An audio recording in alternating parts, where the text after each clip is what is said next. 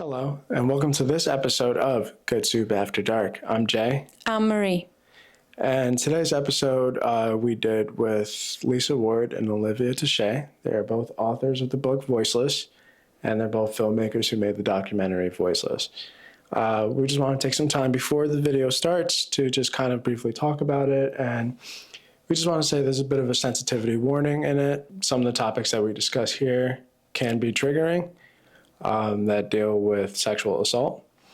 These two strong women have been through a lot, and they were very brave in sharing their story with us and sharing their work with us. The topic of this video is really sensitive, but I hope you learn a lot from what these two strong women told you.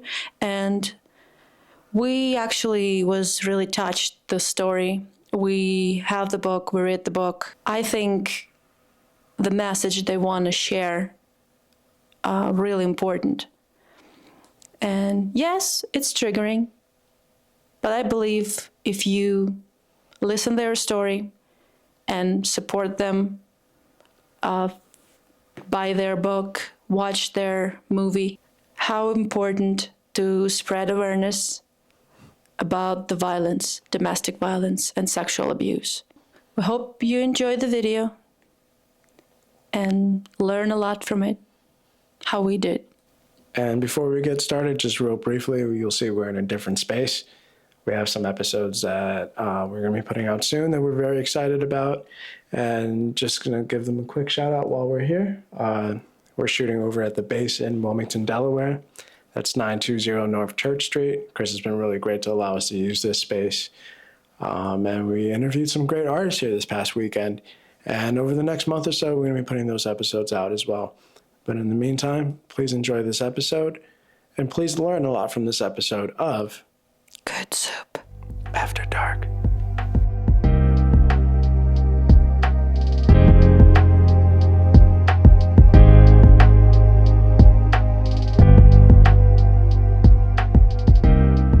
Welcome to another episode of Good Soup After Dark. I'm today's host, Jay Gonzalez. We have Morihrihart behind the camera on the ones and twos. And we have two very special guests today.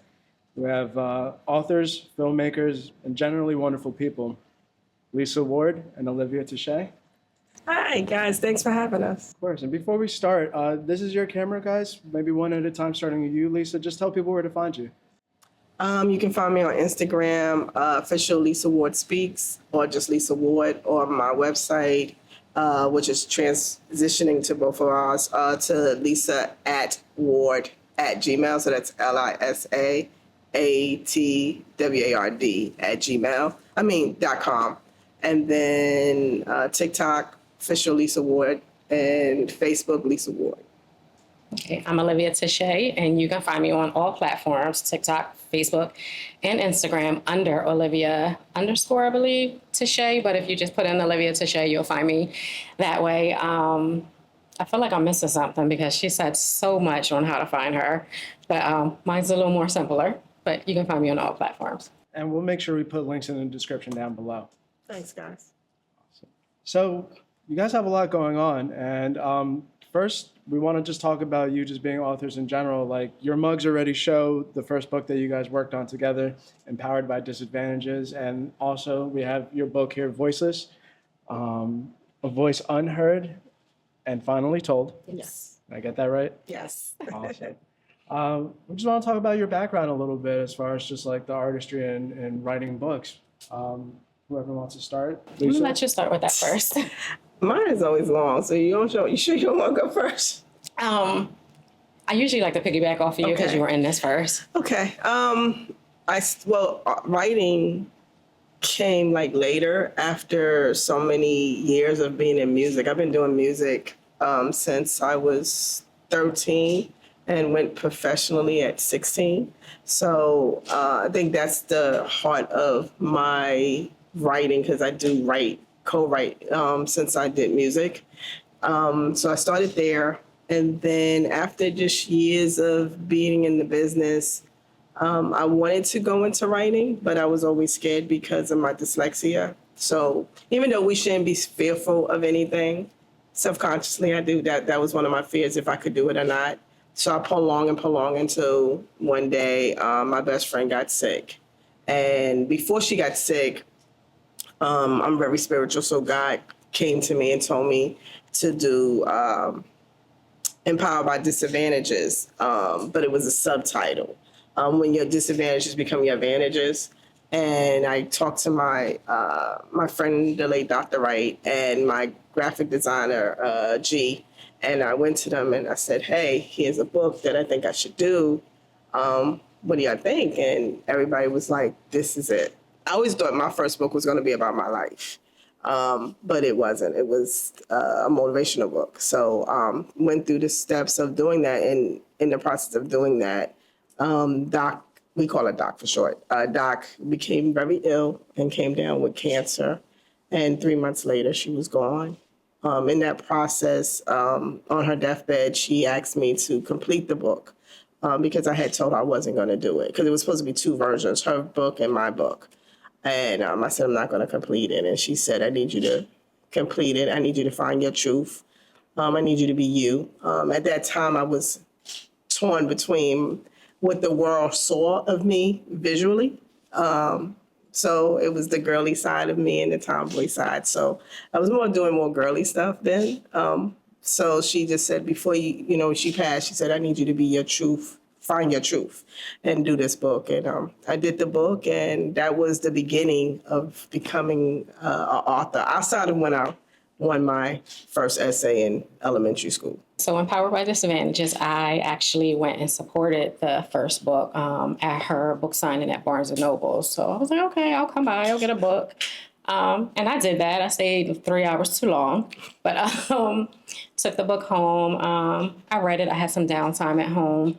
I read it and I was like, oh, wow, it's a lot going on in here.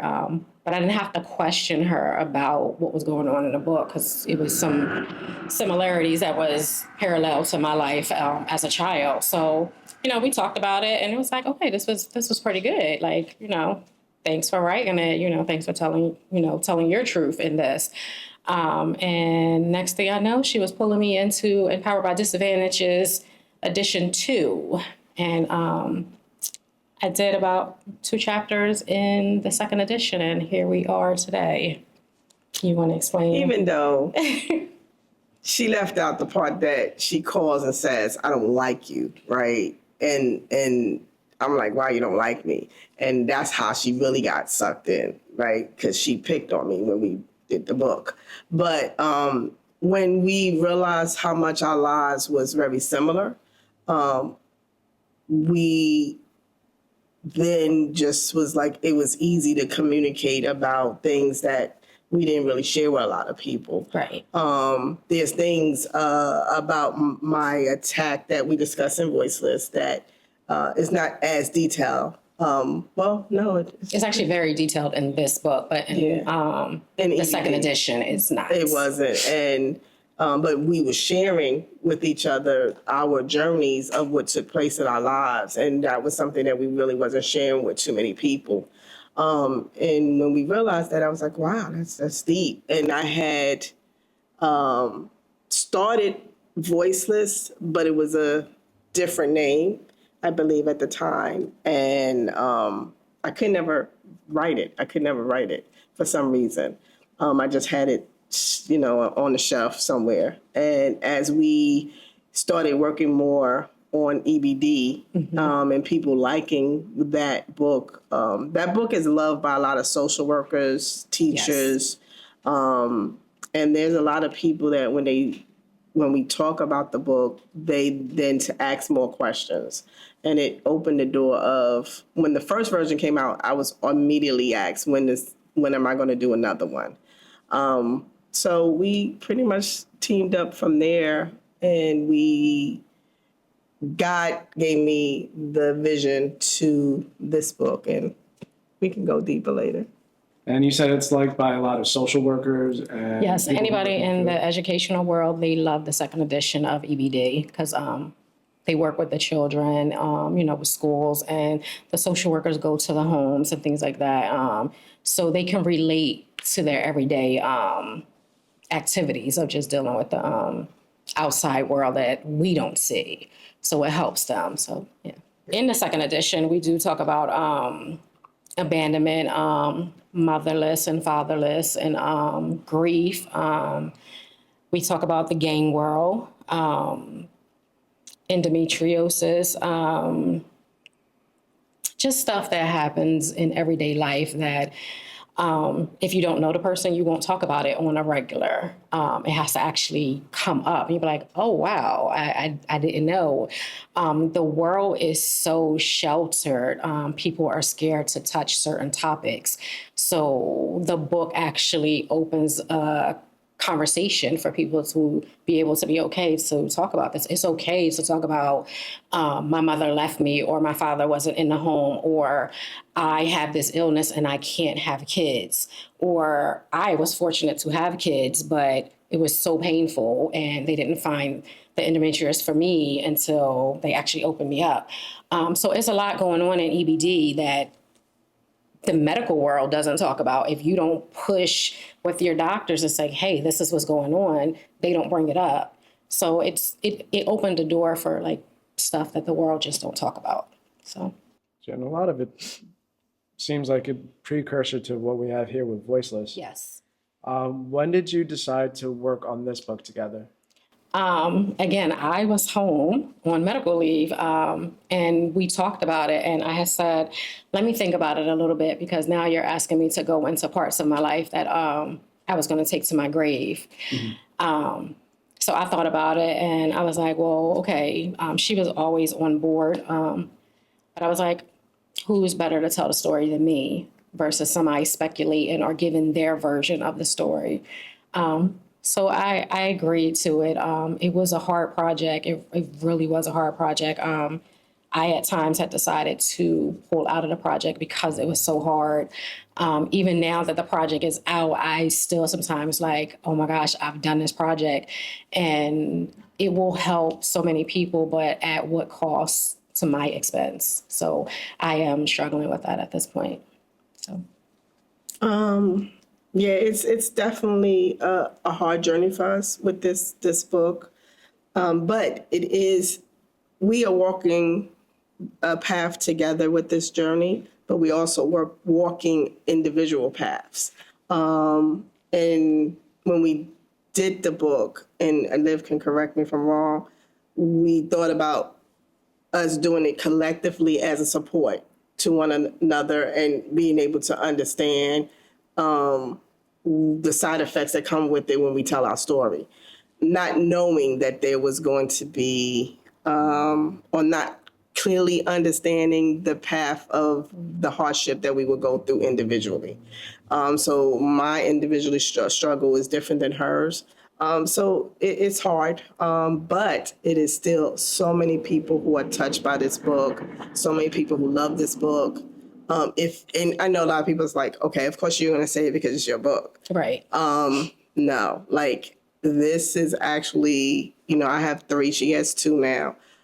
This is probably, and we've already been asked to write another one. And I don't know if we are or we aren't, but I'm going to say no for right now. So, but I will say that even if we did, I think that this will still be our bestseller. yes. But that's God's decision. But I think that I don't know if we could top this. I don't know. I mean, I will say I don't regret writing the book because it's a blueprint for someone. So I didn't have a human blueprint, and no blueprint is perfect. So if someone can use me as their blueprint and I can put it on paper for them and it helps, wonderful. So I am thankful for that aspect of it. So I don't want anybody to take me saying I regret writing it. I regret writing it just for my own personal hardship that I'm going through with it. But it will help somebody. Somebody's going to open it and read it, or somebody can look at me and say, she got through this, I can get through this. So that's what I want for the next human being who may be going through something. And those who are unfamiliar with the work, can we get into a little detail about what the book is about? Yes. So Elisa was awarded to the state. I was actually adopted in with a family. And I won't speak for Lisa's story, but we were adopted, and there was a lot of physical, sexually, and mental abuse there. There were some fractured bones, there were bruises, there were beatings in the tub, and this stuff went on for years. My siblings and I endured a lot, and I won't tell my siblings' stories because, again, they have their own version of what they feel and went through. But we went through a lot, and I know people say it's not what you go through, but it's how you get back up from it. I'm thankful that we had the strong mind to be able to move forward. Did we have stumbles just to get where we are now in life? We did, but we didn't have someone who was there to check on us. Like once we were adopted, the social system left us. So nobody came and checked on us to see if we were okay. Nobody knew what was going on behind those closed doors. And because our mother was a nurse, like she can bandage us up for anything that she caused. Stuff happened at their own will, and there was nothing we can do about it. So. Now, you mentioned that this was like a blueprint. Yes. You go into detail about what you've experienced, but the blueprint part, usually blueprints are meant to guide people to build something or to repair something. Yes. How would you say your book's done that? In this day and age, and I'm sure it happened in our age time, but it's more open. People are going through things in their life and they're just committing suicide, and they're just saying, I can't take this anymore, and they're just ending life. I want people to know that you don't have to end your life, and where you think you don't have someone to go to, find somebody else, whether it's in your circle or outside of your circle. Granted, sometimes you can't always count on family. That's not who you need to be talking to, because family can be very harsh, believe it or not. And I hate to say that. Even though family is supposed to circle around you when things are tough, in some point that happens, but that's not always what happens. So sometimes you have to make your family. You have to find your circle, and it's not always going to be blood. So find somebody that you can confide in, that you know that's going to hold your dark, deepest secrets and give you that push to say, this is not what we're doing. We're going to do it this way, and you're going to overcome this. And people need that encouragement. So I think a lot of times people just feel like they don't have somebody to go to, and they're just like, I don't know what else to do, and they're just ending it. So I want people to know that I also thought that way. I didn't have anybody to go to, and nobody was listening to me, and I was a child. Even sometimes in my adult life, adult life is hard. But God says he will never give you more than you can bear if you just trust him. And that's a hard task to do at times. Like sometimes I say to God, all right, when is enough enough? When are you going to relieve this burden off of me? When are you going to open a door? But his timing is always the best time, and you just have to wait and stand on that faith if you have it. So. And Lisa, I want to hear some of your perspective on this. What would you say the purpose of the book is? The purpose is the main thing of the title, Voiceless. We wanted to give people a voice by sharing our voice. You have to lead by example, and that's what we're doing. Mine was, I was a water court, but it was to a family that the court, a lot of people don't know what water court means. It pretty means that court chooses the family that you end up with. But you're still under, but the courts is also your parents. So I had 2 sets of parents, or 3. That experience was when I was younger, a little kid. My grandmother was very protective and, very loving. But once I started going to school and she realized what type of child she had, which was a child with a learning problem, but they didn't understand what that was. I'm dyslexia. I have dyslexia, excuse me. So my learning is different than other people. And that was very frustrating for her. I mean, she got me when she was 40. So by the time I got to school, she was probably 40-something, mid-40s. And it was a lot for her to understand because she didn't, I think her highest education was 6th grade. So for her to be able to read and do all these things and you have somebody who can't, it's a little bit frustrating. So her way of discipline came from her discipline. Her father used to beat them with whip, like an actual whip that they use in slavery. So her beating me with with anything in sight was probably nothing compared to a whip, I guess, in her mind. But she would also put my head in the toilet and flush it, iron pipes, beatings, get in the tub, get out there. So it was different types of mental and physical abuse. My mother would never want anybody else to hurt me, but at the same time, she was the person that was hurting me in different ways. But because of what I went through and the physical things that I went through, and I'm also that child, like when you have a person that is your abuser, you then tend to protect your abuser as well. So I was protective of my grandmother and my parents. So when I would go to school, it's not like I went and told on them or anything like that, because in my mind, I was like, this person took me in. I was left with her. She didn't have to keep me. So I felt a gratitude of me owing her a debt that could I ever truly pay back. So I took the abuse that came with it. But the blueprint to it is showing that through all the trauma that we went through, there is a purpose. You can't be a leader. You can't be a helper. We're put on this earth to do different things. And how can you help anybody if you never suffered? Someone's going to suffer in life to help other people. And we have taken that ownership of understanding that we was the ones that had to suffer to help people. And so our blueprint is to say, hey, don't hold your voice. Understand that there's a reason for everything that you go through. And the reason you go through certain things is not for you per se, but to be a help to somebody else. Absolutely. And how has the reception to your book been so far, specifically with Voiceless? I would say 89%. It's been amazing. It's been absolutely amazing. But you have your, 11% that have their feelings about it.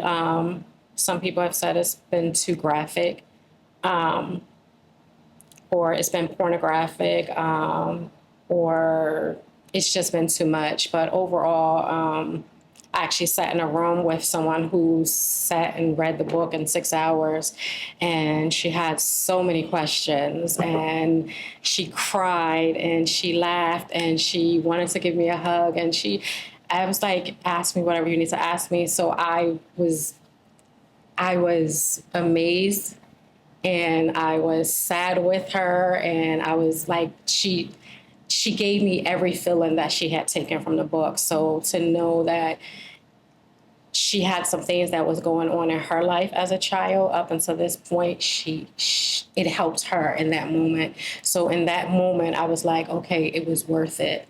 And she shared it with her siblings. So it was amazing. So overall, the good outweighs the bad. So we have people. I just went to the barber yesterday, and there's a young lady in there that bought our book, and she was like, I love it. I just got lost for a second because she's like, I was reading this story and then it went to another story, and then she's like, wait a minute, huh? And then she's like, oh, it's 2 separate stories in the same book. Okay. So she's like, but you give me, she likes the way we did it, because she's like, now I want to finish the book because I can't wait to get to the next chapter because I want to see what happened to Olivia. Then I want to go back and see what happened to Lisa. Like, how did y'all come up with this? And she was like, it's just amazing. Another woman named Kimberly from New York, she asked us to speak at a women's empowerment event. And we was blessed to meet whoever watches Ruthless, Tyler Perry's show. We was blessed to meet Lenny, who main character is Dagon. And he was amazing. And he's a supporter. Way down to earth. Way down to earth. You would think he was running that room as if he was not a guest speaker. Yes. He was like, you would think he was on the staff and that was it. But it was a pleasure meeting them. But we went, and she said to me that the book made her feel as if she was sitting down having a conversation with us, and it was better than a book. It was like she was on an audio trip with it, and she loved it as well. So we're getting a lot of great recent feedback from it. It was worth the writing, but the task of it was a lot. But that's me dealing with my own thing. But it's worth it in the end. And if we can get into the process a little bit in prior conversations, I know specifically you, Olivia, like people have asked you, like, has this been therapeutic writing this? Has this helped you deal with your feelings in like a therapeutic way? I've heard that word used a lot. And talking to other artists, because, you know, writing a book is an art. So I hope you don't mind me referring to you as artists. Absolutely. But like a lot of people with their artistry, they say in a way it is therapeutic. I think Marie can say that painting is therapeutic in a way. Sometimes me doing my videos is therapeutic. Right. But this is a pretty heavy topic. And it's a shame that people say that your book is too pornographic and too violent. Well, yeah, so was your life, unfortunately. Right. Now, that being said, do you want to like touch on how therapeutic it may or may not have been for you? It was not therapeutic for me.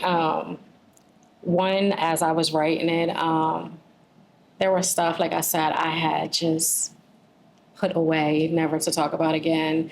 And it was just coming up as I was writing it. And so much anger had built up in me as if it had happened within that moment.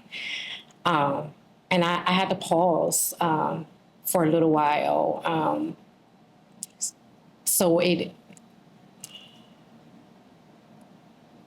How do I want to say, there was nobody for me to talk to. There was nobody in that moment who I could go to and say, this is what's happening to me.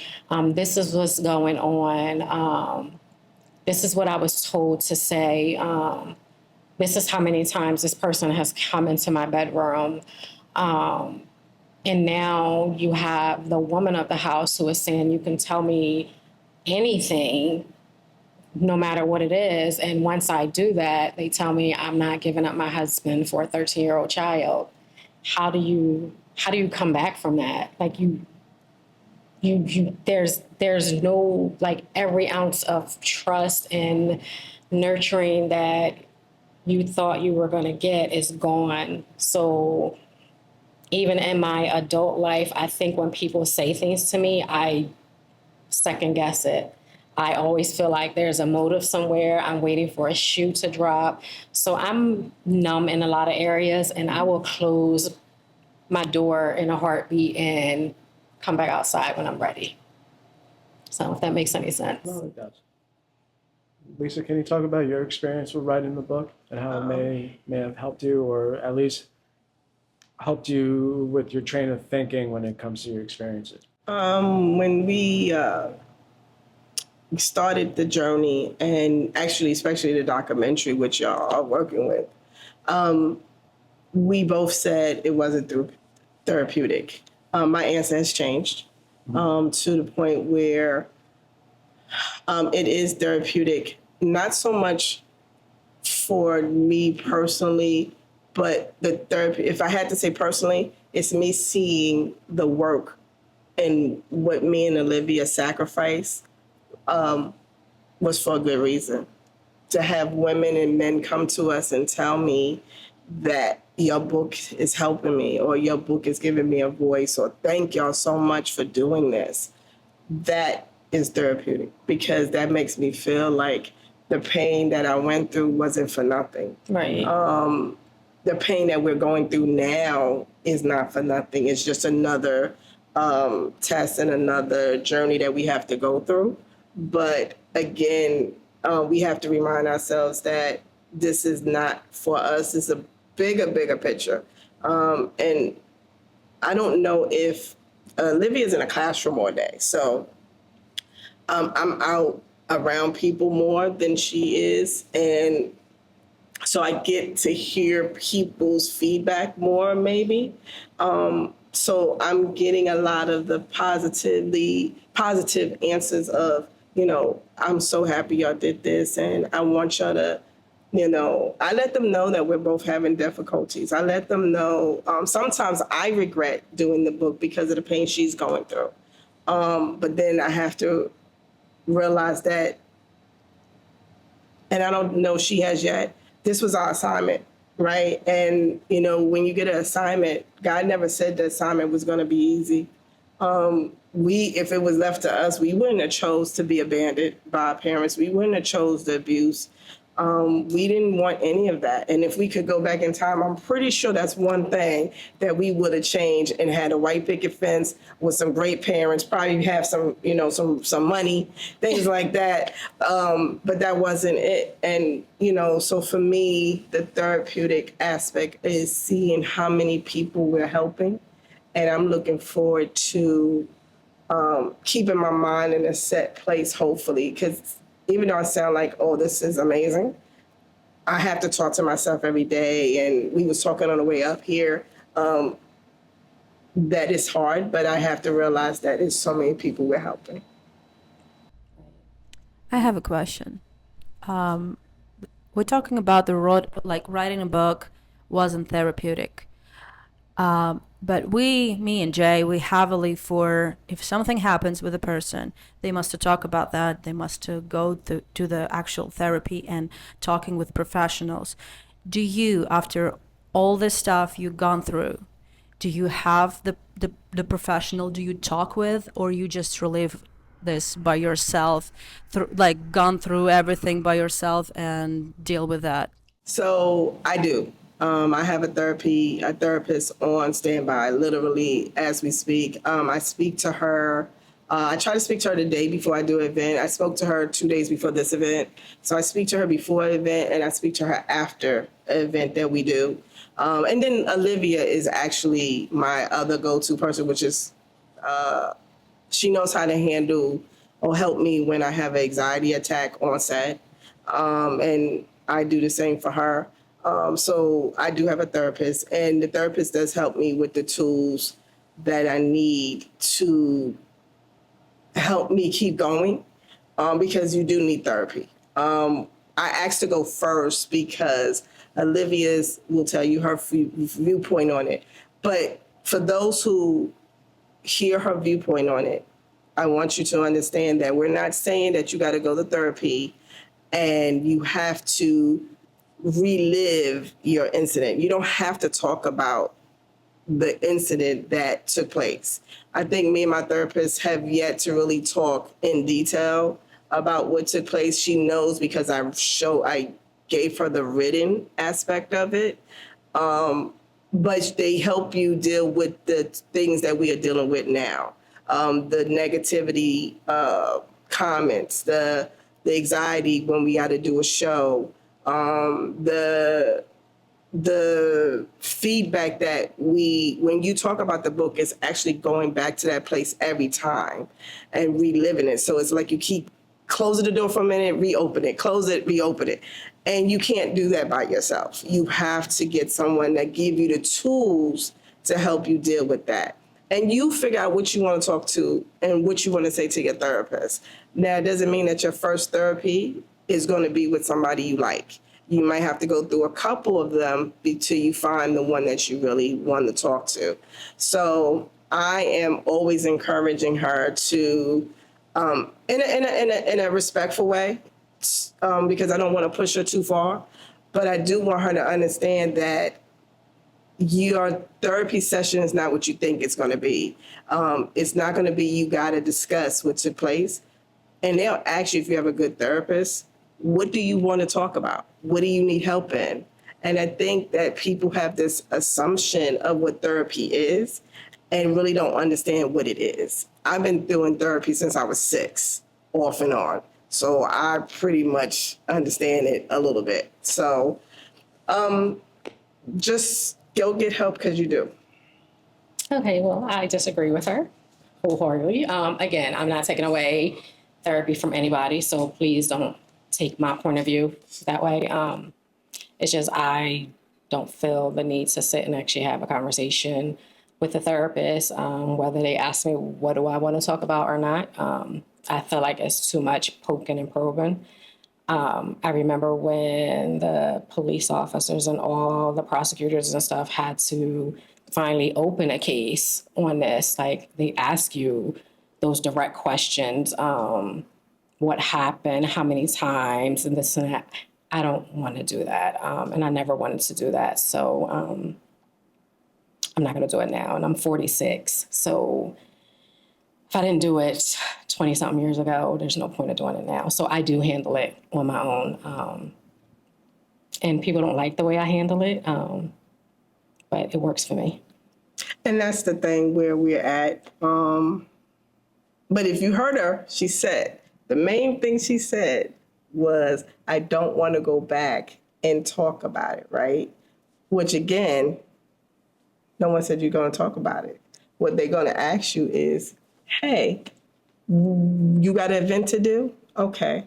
What bothers you when you go do this event? If it's just, I got to keep opening and closing the door, they're going to tell you what tools to use to handle opening the door to close the door. Okay, well, and that... She's so protective, right? If I said, so if I go to have an anxiety attack right now, and I say such and such, such, she's going to say, this is what you need to do. If I say I don't want to do it, she said, no, this is what you need to do, right? So that's the difference with it. But I know she has to do it in her own time. I think she is right about that. It's going to happen in her own time. But there was a lady who was molested at the age of 8, and she got therapy at 48. I think that, and the guy said this, he said, it was 8 years, it was 40 years of suffering that you did because you didn't know or had the help to help you through those 40 years.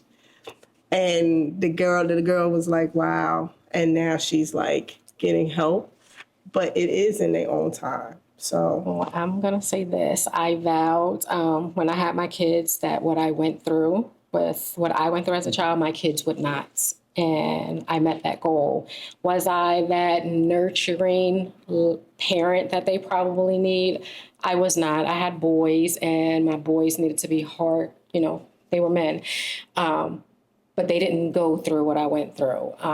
As they're adults now, me and my middle son, we do a lot of talking. So I think that's helping him understand where I was as a parent, where he is now as an adult.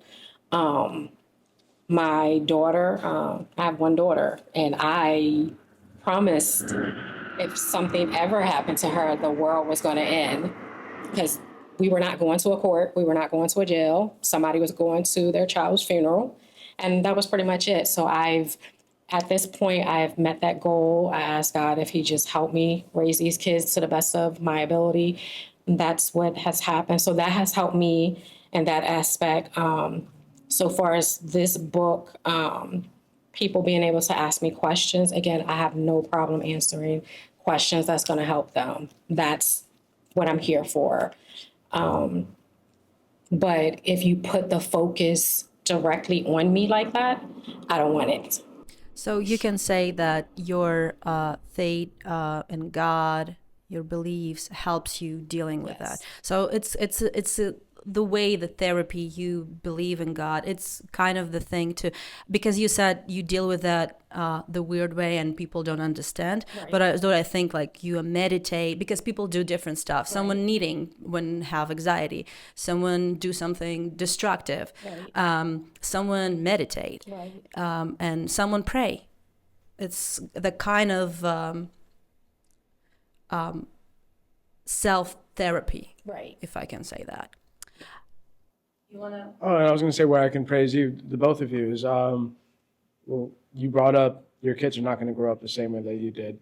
And just from personal experience or like people that I've known, like there's always that chain. You know, my grandparents did this to my parents. And even though like my parents didn't do it as harsh as me, they still kind of continue that cycle. Right. And it's about breaking that cycle.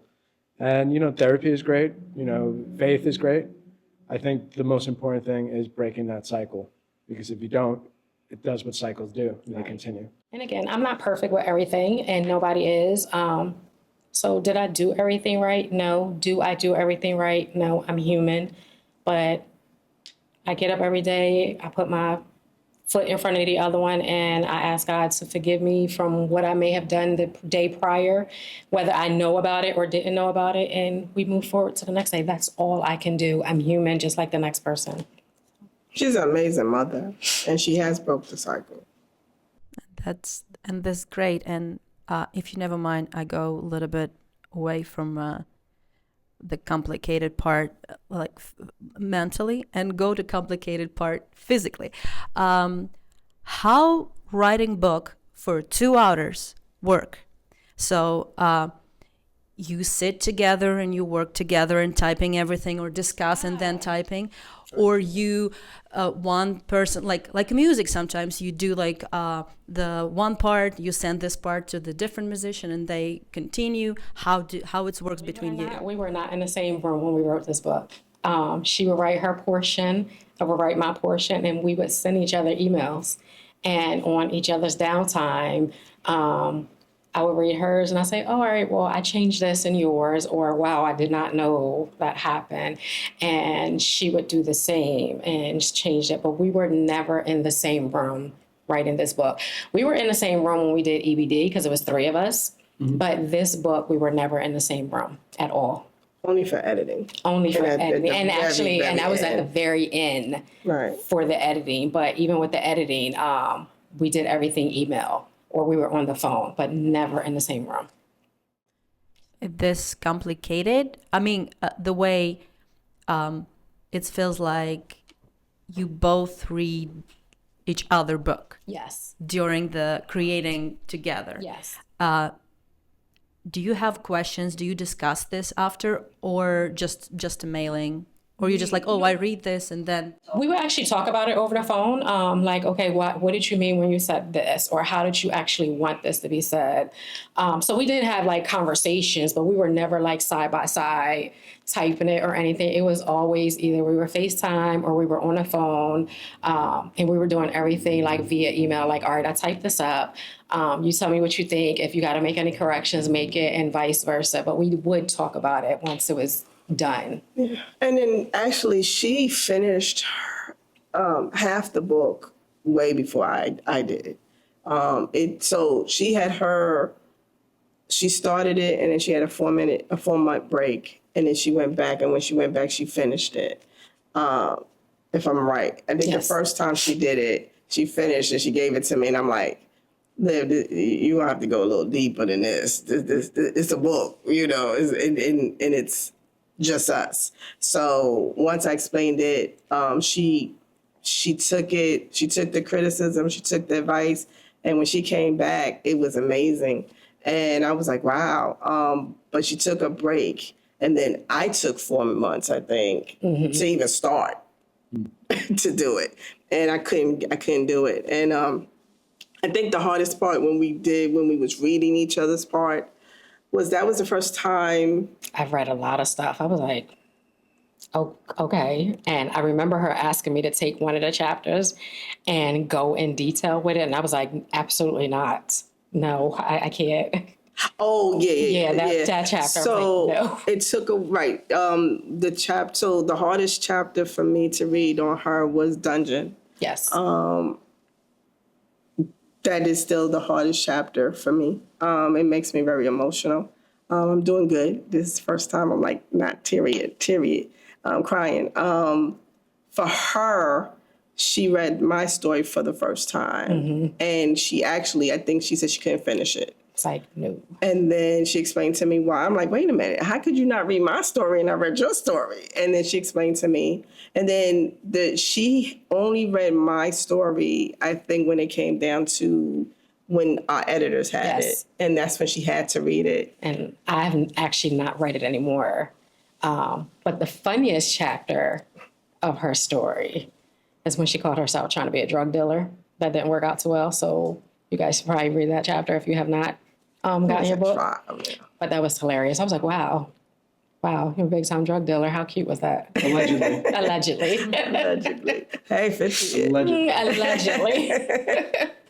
I was like, should we take this out? She was like, no, I think it's going to be funny. I think it's the only chapter that's going to, make people laugh. Levity. And then it was the LGBT chapter, which was very, I didn't know how open. That was the hard chapter for me because that's the one I wanted to like.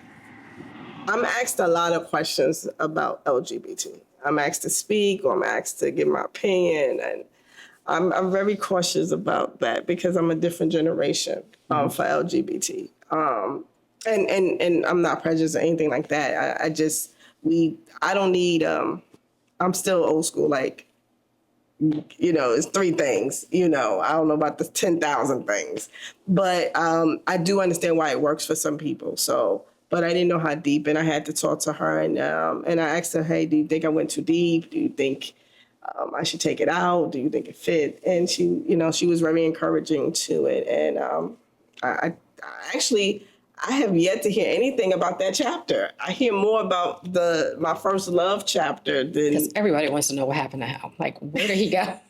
Y'all read the book yet? And we haven't completed it. But. Okay. When you get to the love chapter is my love, my only. Her only love. My only male love. And everybody wants to know about him. So that's the chapter that most people ask about. Okay. Now, what we have completed, probably several times over at this point, especially because we've been working on it with you, is the documentary. Yes. And I know we're working on a certain aspect of it, but you guys did premiere it one night a couple months ago. Mm-hmm. Do you want to talk about the documentary? It's the same name as the book. Yes. The documentary was very hard. And it was hard. It was bad enough it was hard putting it on paper, but then now you're actually voicing what you put on paper. The hardest part for me was actually going to the scene of the crime. Mm-hmm. I hadn't been on that block in it's been over 30 years almost. So that was the hardest part for me out of the whole thing. And my kids actually listening to it because they had not heard half of that. Even my son said, Mom, I never understood where Tishaee came from. Like, everybody called you Shay, so I never understood. And then he was like, oh, I got it, because nobody in my family uses Olivia. But he was like, oh, now. So, yeah. Do we want to talk about the production side of it? I mean, of course, like it's a lot different than writing. Mm-hmm. I mean, but it's still kind of exposing your feelings in a way. But do you want to just talk about the process of making it and like who you guys did it with? No Way Jose, amazing. He was just real cool and down to earth. I can't speak about him on the business side of it because Lisa and him did a lot of that. I just messed with him on the playful world of it, like, all right, come on, get your work done. Let's go. What are we doing? So I came in as the, as they say, the PIA side of it. But he did a really good job. So. Yeah, it was. All of us was involved with the production. Jay says that we're movie people now because no, you guys are filmmakers. We're filmmakers. Yeah, you're filmmakers. You made a film. When we did the film and coming up with the concept, we all three of us knew we wanted to go to. More so her. I wasn't sure about me visiting the places for me for where I was attacked. But then again, a lot of people wanted me to do so. And then once she did it and I saw what she went through and the pain she went through, I felt like, how could I let her go through that by herself? So I went to do it. Mine was done differently. It wasn't what we truly envisioned the way we wanted to do from all three of us, not just from not just us. It was the director. It was just having the crew to do so. So we had to yes, and we did that. And then also she couldn't be there the day that we filmed, but we had our PR person there, and Spade was there. So it was. She was there by phone. Like, I literally went to the place. I don't know if I spoke to you. I remember before. talking to her like, okay, you can do this. Just get through it, and then once you're done, be gone. Yeah, and then I called her after and she talked, and then the guys was like, okay, are you okay? That was the hardest part because I hadn't seen it over 30 some years. I wasn't even visiting that location. And it was an experience. It was an experience. We're looking forward to anything that me and Olivia do. We try to do it to the best of our ability. We want people to see our growth. So, you know, when if we are to do another premiere of just the movie, it's definitely going to be a great experience to come out to. Even if you came to the book and documentary premiere, because it's going to be different. So we try to make every experience better than the last one. So if you're going to pay your dollars, Yes. we want you to know that if it's Lisa and Olivia or Vaji, you know, it's going to be a great experience. But with it is hard. Yes. It's hard hearing it. The editing for both movies and book is probably the hardest part because we have to watch it so many times to make sure it's perfect or comes out the way we envision it with the team that we've chosen. Yes. And you guys did mention the premiere. Do we want to talk about that event a little bit and how it was a pretty emotional event for you? It was. I think I ended up taking my eyelashes off that night. Quickly. Makeup was gone. Again, and that was the first night my boys were hearing everything for the first time. So I was really worried about what they were going to say and their reaction. And surprisingly, they were like, Mom, you did good. You did really good. So I was okay after that. What Maria and I did for that event was we actually interviewed people after viewing the documentary and kind of getting their reactions and like words of encouragement towards you guys. And if I remember correctly, your children were pretty much saying like, this is the first time I heard any of this stuff. I had no idea she went through this. Yes. How was behind the scenes? I'm pretty sure they said more to y'all. Like, how was the behind the scenes experience with everybody's feedback? It was interesting. It was interesting, like getting everybody's feedback. It was interesting, like I say interesting. That sounds kind of cold, but just kind of like from the outside looking in. Right. You know, like none of the reactions were negative. You know, you guys definitely had good people that came through and supported, which is very important. You know, like going into it, we didn't know that like a lot of your family wasn't aware. Right. So it's just kind of it's a hell of a way to show them, you know. Yeah. And that must have been a very stressful thing to do. But yeah, everyone was just very supportive, and they just wanted to encourage you guys to keep going. Yeah, it was really good. I will say that because it's probably the first time, I don't know, maybe the second time since we spoke. Her children, my son and my daughter didn't make it, but my son was there, and he didn't want to watch it, so he hasn't still seen it. Yeah, and I said that was okay. She protected him from that, and he hasn't even went into detail. He has not read the book, so he still probably doesn't know everything. That's something that I'll let him share with Olivia. But her children, her brothers, her father, her mother, they were so supportive to me, to us, but the love that they gave me was amazing. And I just wanted to say thank you to them publicly, because it was really a great feeling to have them show the love that they gave not only to their mother, but to me as well. And my son loves her to death too. And I have to publicly say, my oldest said he did not get the #1 book because I wrote #4 on his, but he is always #1 in my heart. So let me publicly say that. Now, was the support something you were expecting when you guys were creating these projects? No, I wasn't. It was, for me, it was more so, let's get this done, get this out here. It was awareness for me. So I wasn't really actually worried about the feedback or anything like that. I just wanted to be able to help the next person. So just like with any piece of art or any medium, like if you make an impactful piece of art, like it gets you into a lot of different rooms, it gets you into a lot of different events.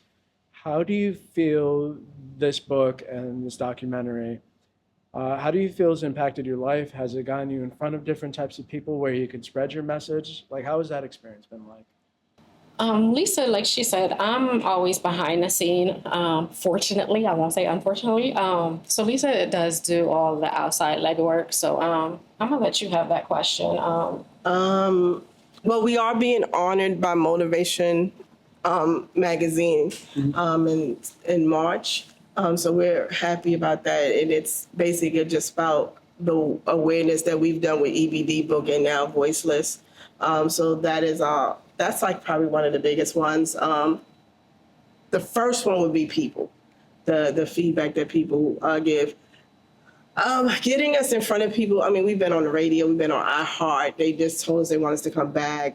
We've been at Barnes and Noble for our I promotional love tour. Barnes and Nobles. So they've supported us with the book, giving us a platform to come and speak and sign books for people, bring more awareness to what we've done. As far as what our ultimate vision was for the first book, and somewhat the second one, I will say it's been a little difficult as far as everybody wants you to help, but they make it so hard for you to help. It's a lot of red tape Yes. that you have to go through. The thanks to Tamika Potts, our manager, also Ms. Gail, who just recently entered our life, has been helping as well. And the rest of the certain team members, but definitely Dr. Potts and Councilwoman Upshur and Representative Dorsey. But it's just a lot of red tape that you have to go through just to say, hey, I want to go into a school and help kids who are going through these issues, or we want to go and speak at a college and help them understand what they're going through. Everybody says they want help for people, but they make it hard for you to help. Yes. So I would say it's happening. It's just happening in a slow pace.